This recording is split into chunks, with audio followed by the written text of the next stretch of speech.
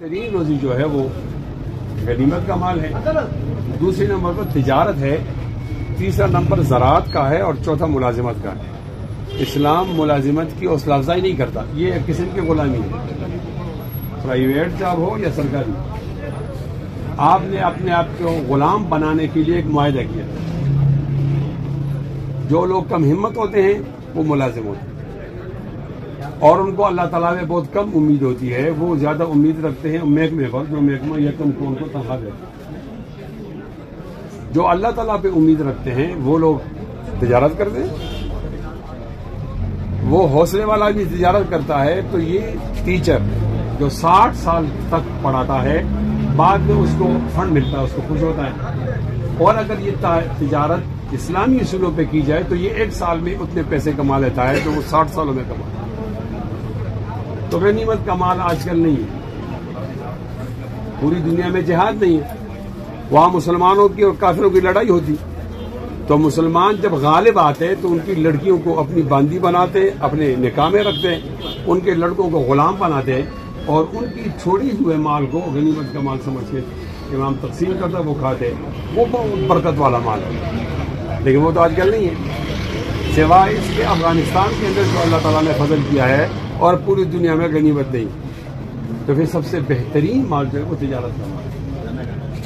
تمام تاجر لوگ خوش ہو جائیں کہ ہمارے نبی علیہ الصلوۃ والسلام نے چند کام کیے ہیں، ان میں سے ایک کام تجارت کا۔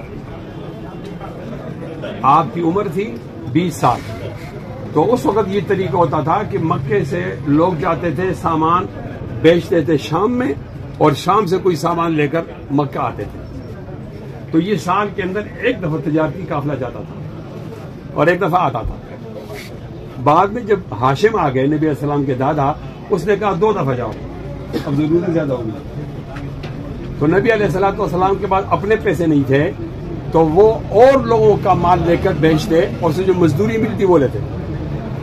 تو اس وقت مکہ کی ایک معروف خاتون تھی، مالدار بھی تھی اور معروف مشہور بھی تھی، اس کا نام تھا خدیجہ۔ انہوں نے درخواست کیا کہ آپ میرا مال لے جاؤ، تو نبی علیہ الصلوۃ والسلام اس کا مال لے گئے، 1 دفعہ 2 دفعہ 3 دفعہ۔ تو اس عورت کو زیادہ فائدہ ہوا، تو اس نے اپنے غلام سے پوچھا کہ باقی لوگ تو کم منافع دیتے ہیں، یہ شخص زیادہ منافع دیتا ہے۔ تو اس غلام نے چند ایسی باتیں بتائی کہ یہ مال بیچتے ہوئے جھوٹ نہیں بولتا، اور یہ مال کے عیب نہیں چھپاتا، اس میں یہ کمی ہے، اور دوسرا ہے کہ جو قیمت ہوتی ہے وہی بتاتا، اضافی نہیں بتاتا۔ 3 باتیں، ایک مال کا عیب نہیں چھپاتا، جھوٹ نہیں بولتا، اور منافع کم رکھ کر بیچتا۔ چند ایسی اور باتیں کی کہ اس عورت کی خواہش ہو گئی کہ اس شخص کو میں اپنا خاوند بناؤں۔ اس کو تو نہیں پتا تھا کہ بعد میں نبی بن جائے گا۔ اس وقت اس عورت کی عمر تھی 40 سال اور نبی علیہ السلام کی عمر 25 سال تھی، جوڑ تو نہیں تھا، لیکن انبیاء خواہش کے مطابق تو شادی نہیں کرتے، جس طرح ہماری خواہشات ہیں اس طرح نہیں کرتے۔ ان کی خواہش ہوتی ہے اللہ کے دین کو پھیلانا، تو کسی بوڑھی عورت کے ساتھ نکاح کرنے میں کوئی حرج ان کو نہیں محسوس ہوا، شادی ہو گئی۔ اور بعد میں آپ نے دیکھا کہ آپ کی ساری اولاد ایک ماریہ قبطیہ کے علاوہ وہ جناب خدیجہ الکبریٰ رضی اللہ تعالیٰ عنہ سے ہوئی، اور جب تک وہ زندہ تھی آپ نے دوسری شادی نہیں کی، اور جب بھی گھر کے اندر کوئی بکری والا ذبح ہوتی تو کہتے ہیں وہ خدیجہ کی سہیلیوں کو یاد کرو، وہ میری بہت اچھی بیوی تھی۔ میں عرض کرتا ہوں آپ تمام لوگوں سے کہ وہ آدمی جو گھر میں پڑا ہوتا ہے اور سستی اختیار کرتا ہے، وہ اسلام کو پسند نہیں ہے۔ آپ ہمت کرو اور آپ مارکیٹ کے اندر اپنا پیسہ ڈالو اور اسلام کے شرعی اصولوں کے مطابق کام کرو، دیکھو نا پھر اللہ تعالیٰ آپ کی دروازے کھولتے ہیں۔